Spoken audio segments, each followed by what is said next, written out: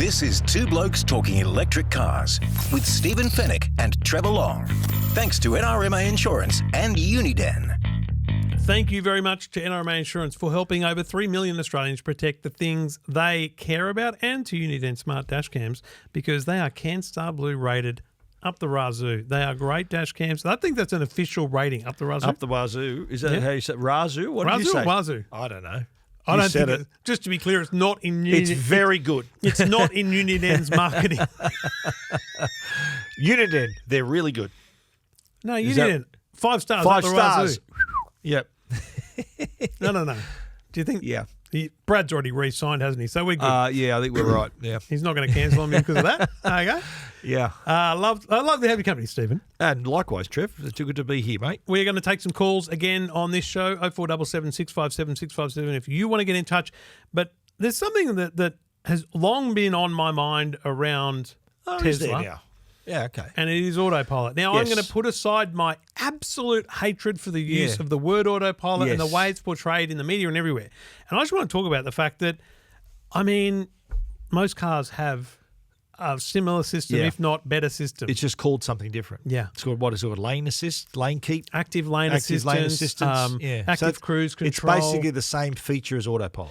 Because let's be real, most car companies wouldn't dare call something Autopilot because they would be sued if any accident happened, right? Yeah. It's just a different mindset when, an Audi or a BMW or a Mercedes, let alone Volvo or anyone else, launch something, they're very careful about their words. But were Tesla in first with that? I remember years ago when I had my car had my Tesla back in 2018 had the Autopilot. Yes, they were first with calling it that, which it never was. There's no such thing. But were there other cars at that time that had it, or were they just the only ones bragging about it? I don't think there were many. There weren't many at the time. So I remember going with Volvo to Melbourne to drive the S90 or something, and it was a beautiful, like a larger sedan, and they actively talked about this driver assistance technology. Right. And I used it on like the freeway in Melbourne. I'm like, this is unbelievable. Yeah. Like this thing's just driving itself, but I need to touch the wheel every 30 to 60 seconds, right? Yeah. This is amazing. And then every time I heard about Autopilot, I thought, no worries, give them a Volvo. So, I don't think they were first, but I think in true Tesla form, marketed they better. marketed it really well. They charge people for something they don't even have at this point Plus, in many ways. accessing it is really simple. Yeah. You just got to just to click on the not anymore without the stalks, but it was just a simple thing to click in. I think cars today, you got to press a button here and set your limit here. Yeah, I don't think it's it is. a couple of I button think they've process. all learned from that. Like I feel like a Porsche has this really weird stalk that isn't obvious. But I was driving just the EV9 to the city, and I'm on the M2 motorway. I'm going 101-ish. And I'm going 100 because the Kia has 5-star ANCAP, and to get 5-star ANCAP these days, it's got to beep at you every time you go over the speed limit, which is not at all frustrating. And that's not something you can turn off for good. You can turn it off every time you drive each it. trip. So annoying. Yeah. Anyway, driving along, and there's one button, which is essentially cruise control. You press it, and it goes, I'm turning on active cruise control now. I'm setting it to the speed we are now, and I'm done. Yeah. And at that point, I can just sit my hand on the bottom of the wheel to keep the weight and have the movement. And critically, I genuinely feel like I pay more attention to the road when I'm just in active cruise control. So your leg's not on the accelerator. You just got one. Did you say you got one hand on the wheel? Yeah, I just have one hand on the wheel. I do that with my Merc, and I got one hand on the wheel, and it still beeps at me that I need two. Oh, really? It comes up with two. The the steering wheel with two red hands on it. In other words, grip it with two hands. No, mine just got to make sure it knows you're there. It's like the Tesla with the Tesla's Orange. just got to move it. You just got to move it a touch. That's all most cars do. No, this needs to see your hands. And see, on that's both. Mercedes going, we're taking this seriously. Yeah. Safety is our priority kind of thing, Because if two hands on the wheel, you can take better control if something goes wrong. But there is a risk to this technology. It's unbelievable, but it's built for freeways in the same way that Autopilot is built for freeways. Yeah. I use cruise control, which by default is just all of this turned on, anywhere where I want to keep myself from speeding. So on the main road into our suburbs, 50, I don't want to, because my car stands out a bit. It's got my number plate. Like, it's obvious who's driving this car. Yeah. So I don't want people on the Facebook group going, I thought Trevor along speeding, because they would. So you're saying cruise control speed, but you're still steering? I just go 50 and I go cruise control. No, because it's just when you turn it on, it's just everything, right? Right. But the problem is when you're in a residential area, Yeah. it goes, oh my God, we're about to crash, and it beeps. And I'm like, mate, I'm not going to crash. I'm going to turn. You can see the car that's parked on the side of the road. Yeah. So we've got to find the limit to where it is. And I think we've still got some way to go before car companies truly nail. Like it should know, hey, we're going 50. Yeah. There's going to be There's cars there's around. a car parked. Let's Yeah. not worry about cars at 50. Yeah. Or like, obviously, we want to have autonomous emergency braking. Of course. But it's the balance between all of the safety featers and the convenience features that sometimes Gotta make it a find the little zone. bit pesky. They can be a little bit nanny on you. They really reminding, like your car, every time you go over the speed limit. So, I think, and everyone's talking about autonomous driving. We're still a ways off of fully autonomous driving. I had a recollection the other day of my first CES 2012. Yeah. So that's now 12 years ago. And Lexus did a keynote where they said autonomous, because this was back in the heady days of, Elon talking about how good all of his stuff was going to be, right? Yeah. So everyone was talking about autonomous driving. And I remember them saying it's at least 10 years away. Well, Hello. yeah. Mate, I went to Detroit and rode in the back of a Ford autonomous car, which they said they were going to mass produce for sale in 2021. Waiting, Didn't happen. Still waiting. Didn't happen because they thought they were going to sell them to Uber and stuff. And look, go to San Francisco, and I think now in LA as well, Waymo have Jaguar I-Pace electric cars with sensors all over them ready for you now to jump in as a Waymo Uber. And it's real. They are real and they happen. But I was watching... They've got hyper-accurate maps of that area. Yeah. So they're really good. They've spent millions of hours driving that area. But I watched one the other day when I was in San Francisco. We were driving, and there was a bit of traffic, right? We were driving up a road, there's a lot of traffic, and so it was one of those situations if you're in a side street, you've really got to go, I'm going to creep it out, I'm creeping out. You basically got to get someone to stop and let you in. Yeah. Mate, this Waymo was just waiting for a gap. Really? I'm like, mate, you're never coming out. The guy behind him had to pull out and go round because it was never going to come out. Conservative, yeah, really. It needed to be engineered to try and be a Sydney taxi driver. Yeah. Bump out nudge a bit, in. Yeah, nudge in. Right. I just think, I wonder how many people truly are taking advantage of those simple driver assistance things. Like on a freeway, mate, cruise control is not just set a speed anymore. It's adaptive. It goes slower when a car's in front. Exactly right. Exactly. All that and kind of keeps stuff. in the lane and turns and everything. It's great. Yeah. And the actual, in your car, does the wheel actually still turn with the road? It still turns. You see all of that? Course. Yeah. I know in my car too, whenever I have the strong recuperation on, it actually uses you see the brake depress on its own. Oh, really? Yeah, Cool. It does on its own, yeah. I just wonder, remember Penelope a few weeks ago who driven, I she's think, driven 11? 11 cars, yeah. I wonder when you're driving cars today and test drives, and I'd love to hear if people do this, 0477 657 657. When you're doing test drives, how far are they letting you? Because we're lucky. We get to drive cars for a week. But we're not going to a dealership. Are they letting you have 10 minutes? Are they letting you have a day? Like, are you able to actually get to test these features? Because I don't think most people get to test these kind of features. Yeah, I agree. I think, the test drive needs to be decent length. Yeah. Depending on the brand, of course. I remember test driving the car I own now. We went for it was like a 40-minute drive. It was great. Yeah. Who's we? Yeah, just me and the guy from Mercedes. Didn't bring Joe? No. Decision didn't need to be passed through the Minister for War and Finance. My call, mate. My call. Yeah. This car's for the business, mate. It's for the business transaction. Let us know what you think. 0477 657 657. Two Blokes Talking Electric Cars.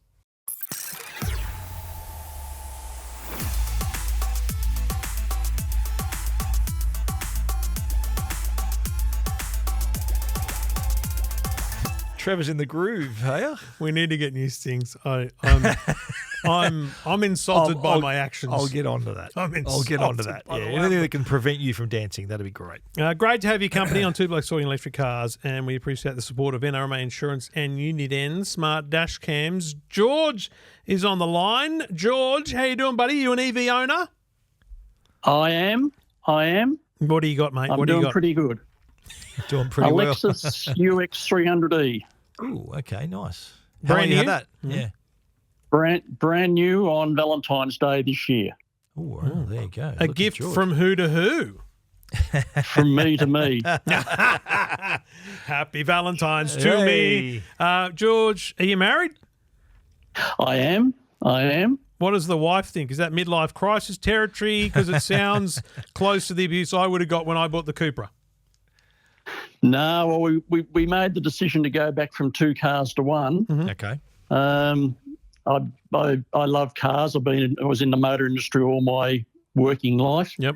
And my darling wife agreed to the Lexus. Nice. Well, that's a big call. You spent most of your life in the industry, and you've embraced EV. That's a positive sign for someone of your experience to decide to pull the trigger. It's the future. It's the future. Yeah, nice. Was it a daunting one to go? Especially you didn't just go from 2 cars to 1. You went from 2 petrol cars that for decades you've known how to use, drive, fill up, all that stuff, to 1 car that has a whole new way of existing. Was that a challenge, or were you ready for that? No, well, the point you missed out on the petrol cars is also $120 a hit for every tank of fuel. Yeah, true that. Yeah. Makes a difference. And so what do you do to charge, George? Say again? What's your charging plan? Do you have a home charger? Are you using public ones? Yeah, there's a charging box came with the car. Mm-hmm. So that's all installed in the garage. The car's sitting downstairs at the moment having a little drink. So, I just charge it overnight as needed. We've been out in the country once. Went from Brisbane down to Port Stephens. Mm-hmm. So we had to use the chargers on the way. Uh-huh. But sadly, we had 5 failed charges in 3 days. Oh, wow. Wow, Yeah. that's a real baptism for you. That's not the best first impression for an EV driver on a long trip either, is it? No. Seeing your car sit on the back of a tow truck is not ideal. You so got to that point. You ran out of charge. Basically, we got down to 20 kilometres. Wow. But Lexus, to their credit, the roadside assist all came to the fore, and they moved us down the road about 40 k's, and we recharged and away we went. Does that stick with you, or do you think already with weeks passing it's enough to move on from it, or does that still measure heavy on your mind? Look, around home, not an issue. Yeah. We're thinking of going down to Canberra and that in about October this year. I'm a lot more wise now when it comes to travelling in the country than I was 2 months ago. But we don't have range anxiety, we have charger anxiety. Yeah, true that. And George, when you chose the Lexus, was there any others in the running, or was you Lexus all the way from the get-go? No, we've been looking at EVs for probably 2 years. Mm-hmm. We actually had a EQA on order from Mercedes. Okay. But they obviously wanted somebody else's money and not mine, so they sold it to another person. Oh, really? Wow. We looked at a very, very early Polestar. Okay. When they first came to Australia, but the fit and finish back then was appalling. Uh-huh. Interesting. So that got flicked. A friend in Melbourne's got a Volvo, had a good look at that. Did a BMW make the shortlist, mate? No. Because they didn't have one in the like. Did you want a certain size of car, or was there something that they left out? For example. No. Look, there's my wife, myself, and a small dog, so we don't need a big car. Yeah. Right. The UX we've got is the smallest Lexus in an SUV configuration. Yeah. And it's a bit tight if you put 4 adults in it, but for 2 adults and a dog, as I say, it's just perfect. Wow. And have you had it, other than the road trip charging? Has it been smooth sailing for you? It is incredibly smooth. Wow. No regrets then. The first time I road tested the car, I asked the salesman, "Does this have air suspension?" That's how smooth it is. Yeah, Lexus, they make a good car, Lexus. Yeah, all right. It's not one you hear a lot about, though, I'll be honest with you, George. I don't think Lexus play their hand enough, and I wonder whether part of that is Toyota's ownership and, the parent company. They're not big on battery, so I don't know that I think they're trying to sell a secret, and that's a tough thing to do. Well, it is a secret. It's one of the best kept secrets in the EV world. Uh-huh. What does it I compare don't to, understand George? why. What would come near it? What's be in the same sort of market, same sort of category as that one? Well, the EQA was a bigger car. Yep. In fact, we decided that was too big. Right. The small Volvo is about that size. Okay. And then the BYD SUV, The little whose Atto. name I forget. The Atto 3. Right. Yep. Yeah, so that's about the size of it. Okay. How did you find the buying experience? Because you're an early adopter. There's no doubt about it. And, you know, a lot of the time the people on the showroom floor are also learning as you go. Was it an easy and a useful experience, or did you feel like you knew more than they did? No, the buying process and the handover process were phenomenal. Because I've been in the industry so long and on the wholesale side, I've got a pretty good idea of how things should work. Right. And the dealer excelled himself. It was very, very close to perfect. Yeah, Lexus awesome. know what they're doing, mate. Yeah. They're, so whereabouts did you buy it from? Whereabouts are you? Happy Queensland. Lexus of Maroochydore, Okay.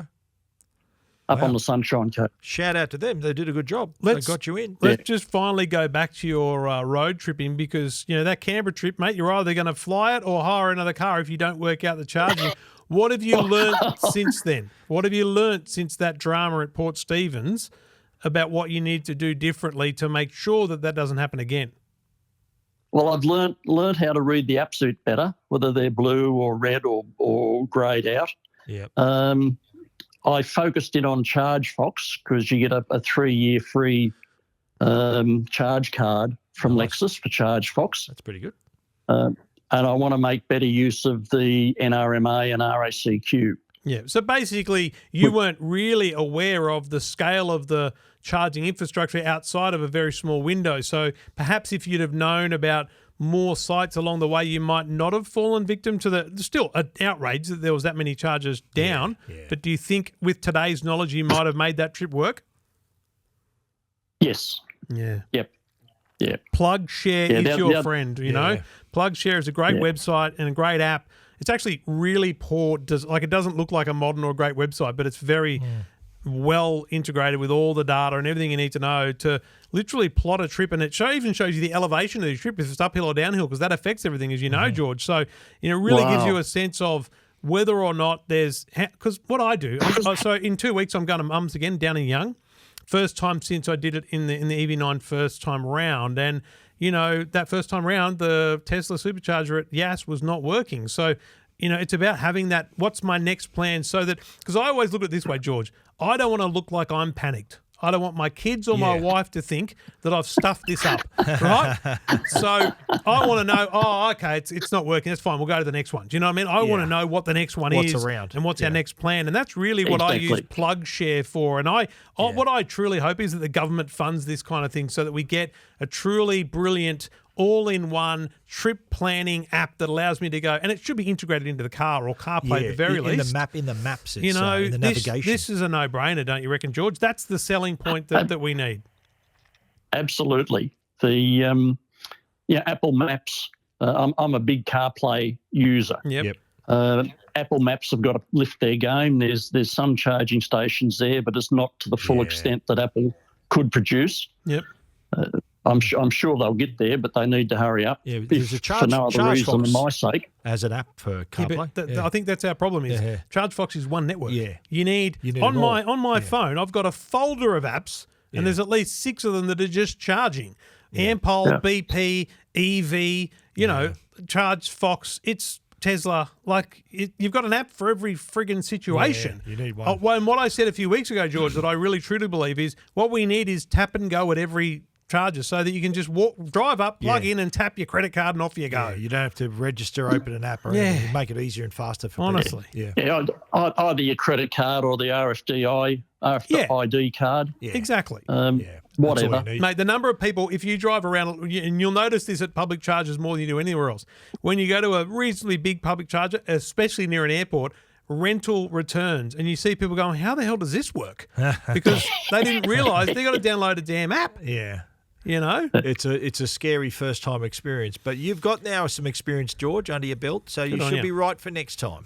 All right, George, that's awesome. Fingers awesome crossed, stuff. or think we might be selling it. No, mate. I hope the trip to Canberra goes brilliantly for you, mate. And the last bit of advice is find chargers near little shops so that your wife feels happy. She can do a little bit of shopping while you're just sitting enjoying the car charging. And if she says, come with me, you go, I should watch the car, just in case someone else comes along. George might like shopping too. She's too smart to fall for that one, guys. Good on you, George. Great to hear from you, mate. Thanks for getting in touch. Thanks, mate. All right. Thank you. Keep up the great work. Thank you so much. Buddy. Cheers, buddy. That's really nice of you, George. I appreciate it, mate. We appreciate you listening. Lexus. Lexus. We'll do some work when you're back from your big junket trip holiday. Junket trip. It's just a family junket. It's a honeymoon junket. Second honeymoon, mate. That's it. We'll get back on the EV horse of driving cars, and I'll make some arrangements to get closer to the good people at the Toyota Group. I know. I've got some contacts there already, mate. I'll be helping you out there, I think. Okay, fair enough. Yeah, good. Okay, and we'll get into that because George actually said to us in his text message, like, why does no one talk about Lexus? Yeah, and he said he's not having a go at us. He's saying the motoring generally. It's like, and I do think what you said is right. Yeah, Toyota's very much still, but their best is they're pushing hybrid and still petrol cars. They're very much interesting. It's not their priority at the moment, I don't think. All right, love to hear from you if you've got an EV or you want an EV or you've got thoughts on just anything here or anything you read on EVs. We're happy to chat about it, clarify it. If we don't know the answer, we'll make it up. No, if we don't know the answer, we'll maybe find the answer and we'll talk to someone about it. Two Blokes Talking Electric Cars.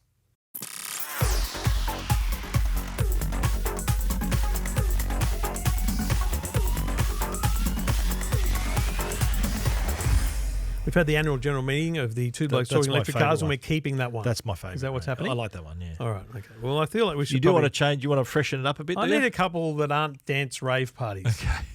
Okay. I understand what they've done. They've taken the brief and they've gone into about electric cars. The brief was high tech, energy, Just say Trev's never been to a club in his life, let alone a rave. So Trev's uncool and doesn't appreciate it. Correct. Yeah, that'll be my feedback. Do you know what we need? Yeah. We need the sound of an EV going. That little they make. You don't hear it. You don't hear that very well. Yeah, but you do. Okay. Like I reckon we just have anyway. Just the whirring sound. Anyway, we're bringing people into our own internal discussions. It's like you're inside our heads there for a moment.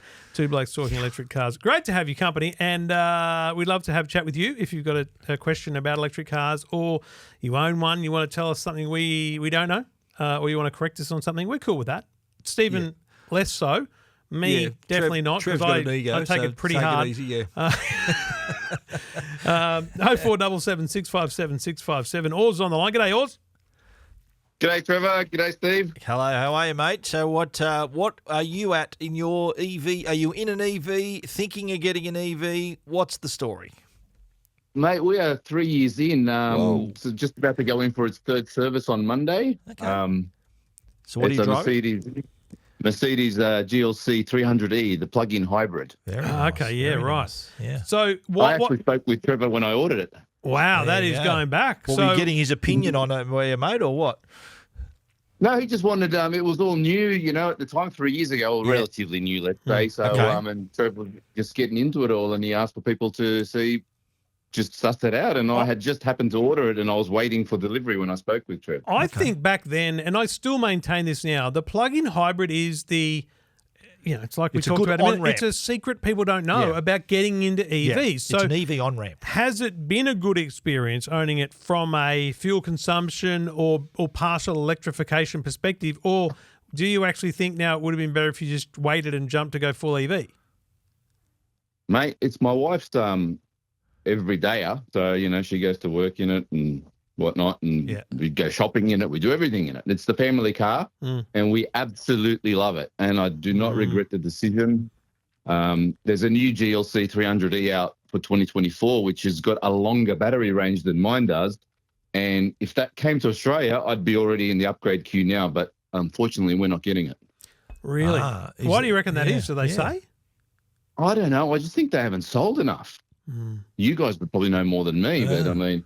So were you were you a Mercedes driver before this one, or are you new to the Mercedes?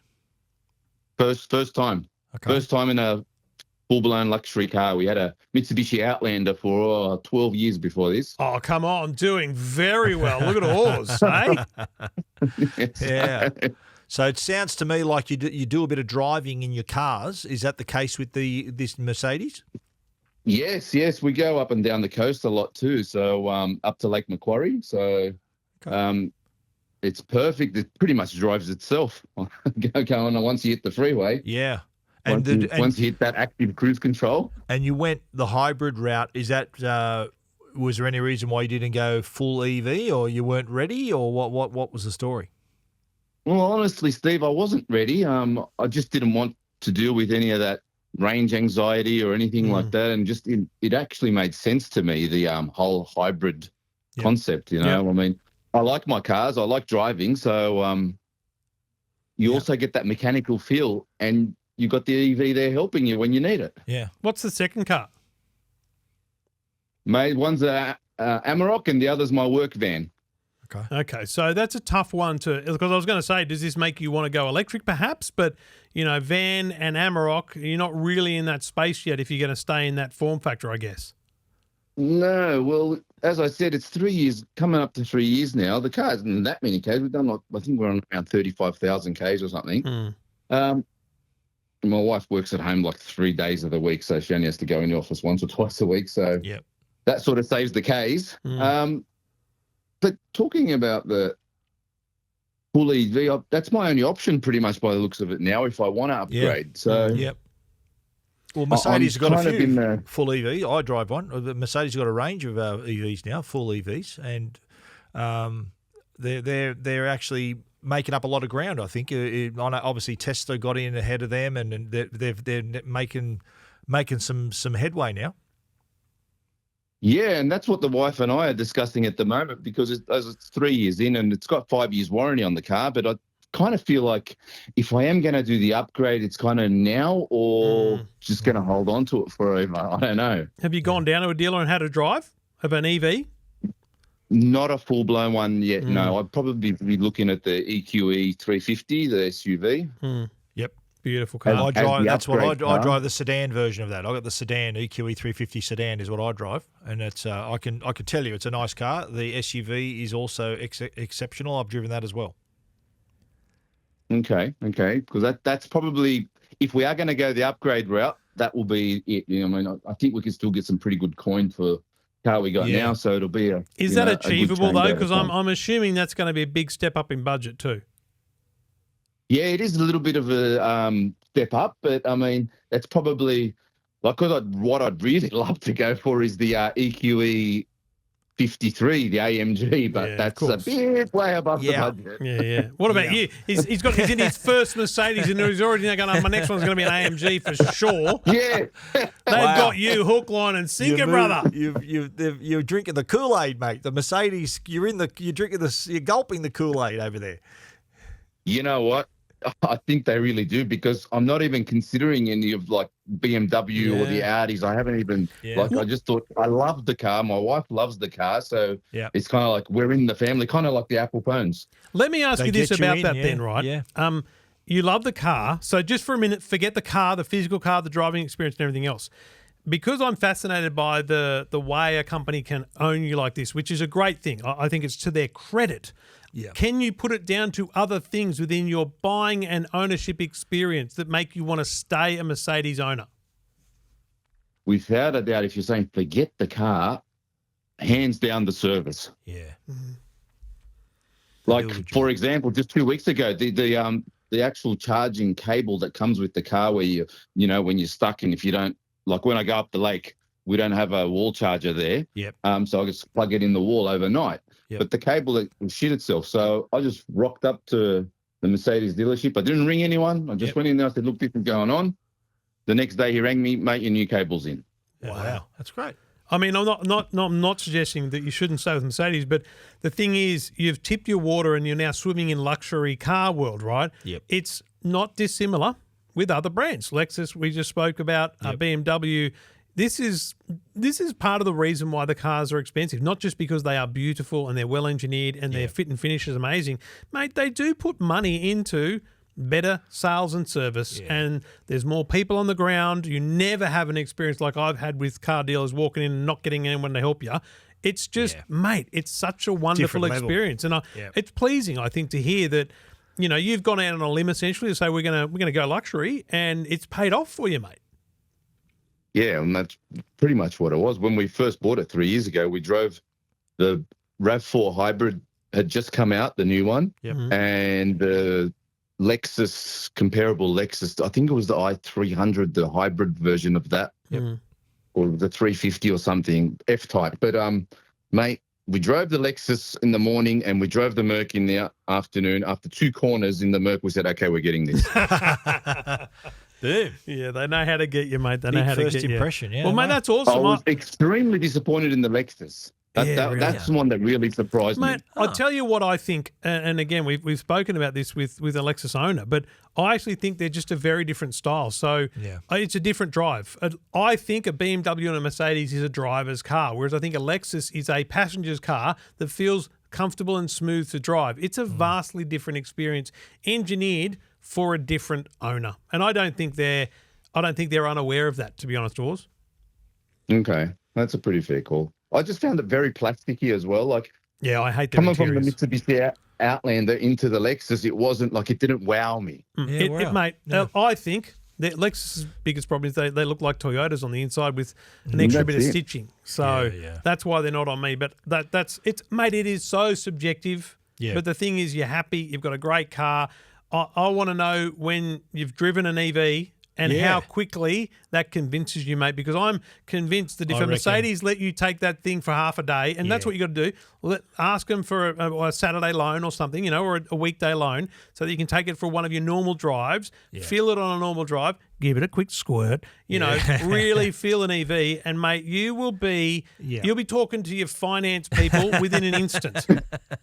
Well, do you know that's the number one thing that's holding me back at the moment, Trev? Because the EQE 350, the figures, and I know you blokes have talked about this before, the 0 to 100 and whatnot. Yeah. And I'm actually one of those ones that matters. Like, you're the one. The 350, and I got the sedan, as I said. It's nothing like Tesla speeds. I think 0 to 100 for the dual motor. The 350 is a dual motor, is like 6.9 seconds. It's not like stupid fast like the Tesla, but still gets you where you need to go. So 6.6 seconds is too long for you, is it, mate?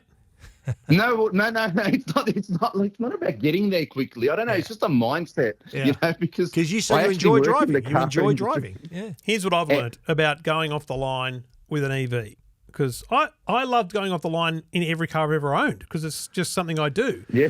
But, mate, I can be sitting in my Cupra, which does not do 0 to 100 like a Tesla at all, but it's still got the punch.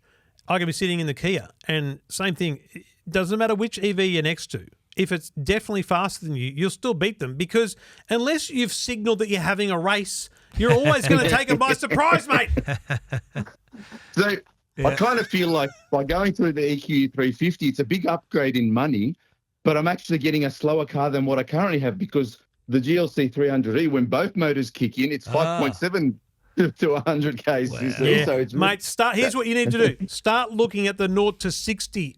I think you're going to... Here's the thing. Wars, stop talking, mate. You haven't driven one. Go and drive one, and then if you drive one and we talk to you and you are still not impressed by the acceleration, because here's the thing: how often do you actually accelerate to 100?